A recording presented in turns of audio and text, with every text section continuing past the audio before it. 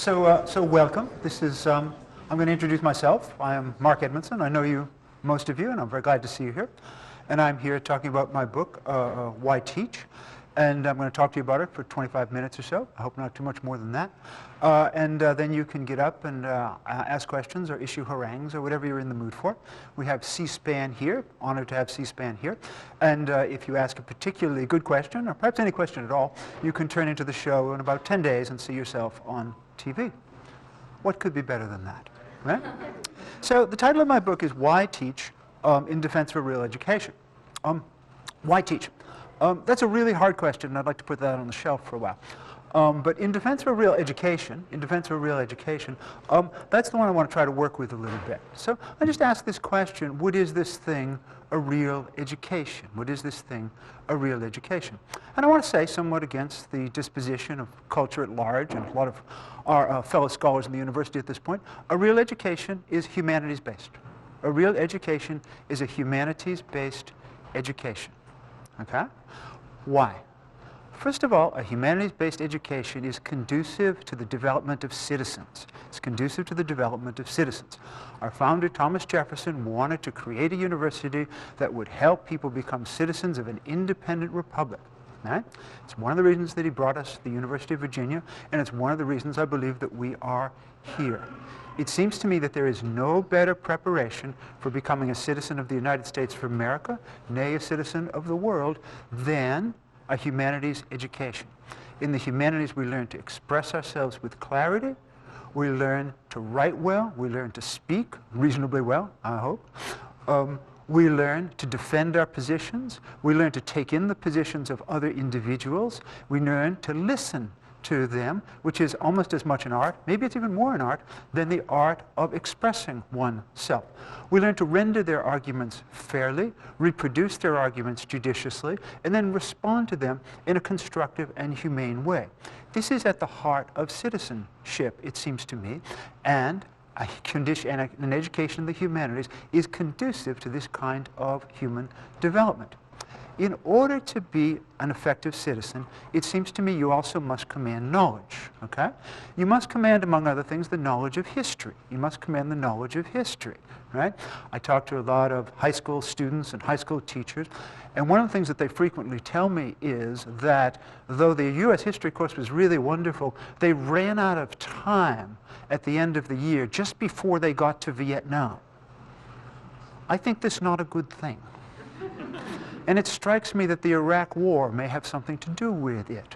You should study history to be a good citizen, and you should study history all the way through to the present insofar as you can. You also need to know something about religion. You need to know about Christianity and American Christianity, to be sure. You need to know something about Judaism. But in the current world, knowing nothing about Islam really is not acceptable.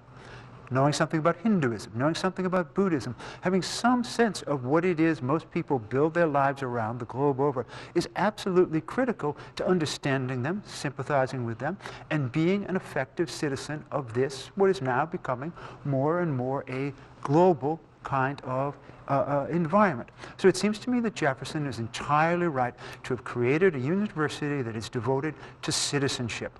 We in the humanities can help people develop into citizens in ways that people in the, dare I say, the sciences, valuable as they may be, I'm a little mixed on the sciences. I like my Apple computer. I'm glad I got a polio vaccine. Napalm, not so much. But nonetheless, we are in a position to do this. It's a particularly rich acquisition, and it seems to me that it is worth in itself. If that was the only justification for the humanities, that would be enough. But we do more than that as well. We in the humanities help our students and help ourselves to do what Socrates said we ought to do and what the Delphic Oracle said we ought to do, and that is quite simply to know ourselves, to know ourselves. The humanities are, for students and for teachers alike, what I like to call the great second chance. That is, we all get socialized one time. We get socialized by our parents, by our teachers, by our religious instructors, and we learn who it is they think we are, and for a while, who it is we think we are. We learn about how what the world is, what's valuable, what's not valuable, and how we are to lead our lives. By the time we're 17 years old or so, we have been described multiple times by multiple people, and those descriptions may or may not be accurate, right? But when you go to college, and you get to study the humanities, you get what I would call a great second chance, right?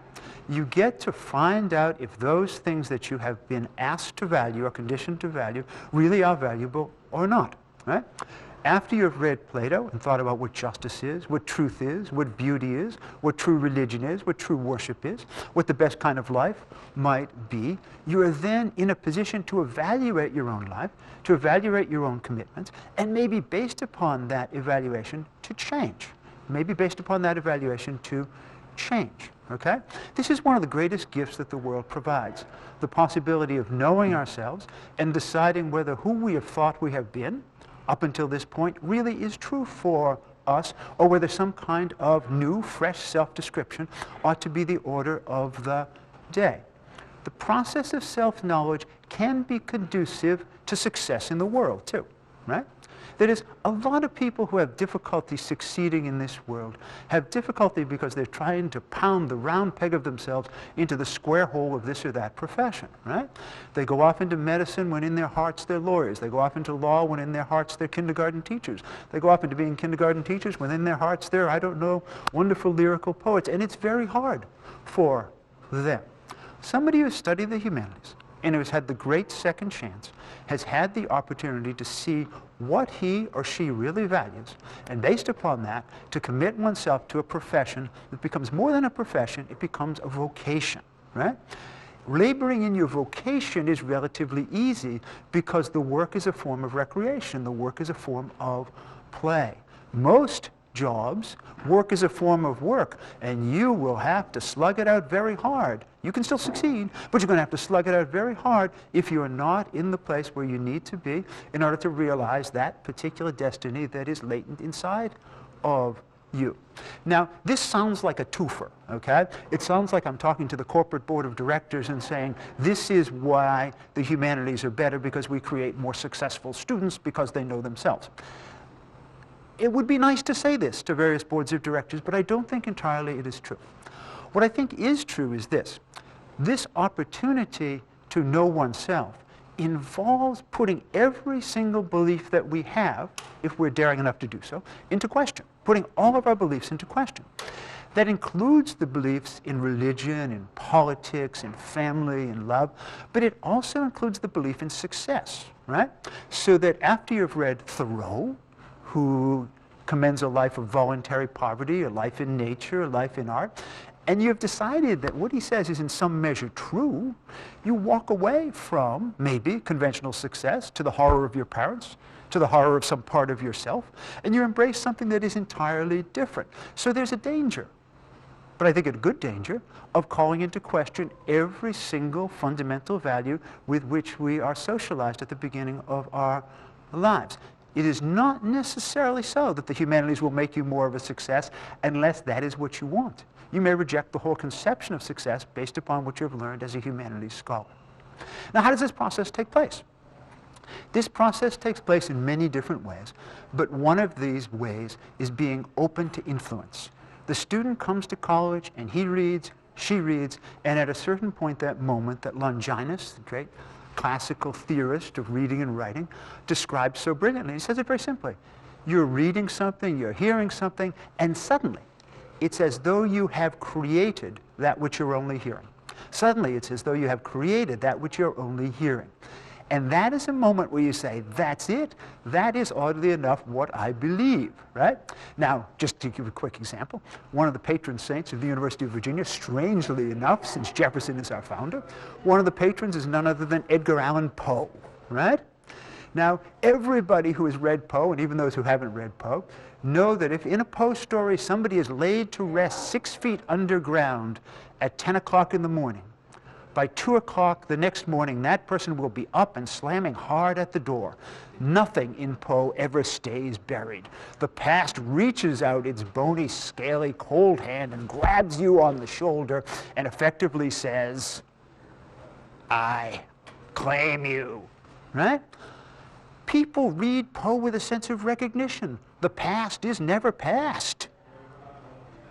Faulkner suggests any number of times. And many people have this conviction deep latent in them, and when they see it realized in somebody like Poe, or a tad less nightmarishly in somebody like Faulkner, they say, that's it, that's how it is. And they've learned something about themselves in that moment. What they do with that knowledge is another matter. Or they read my particular idol, Ralph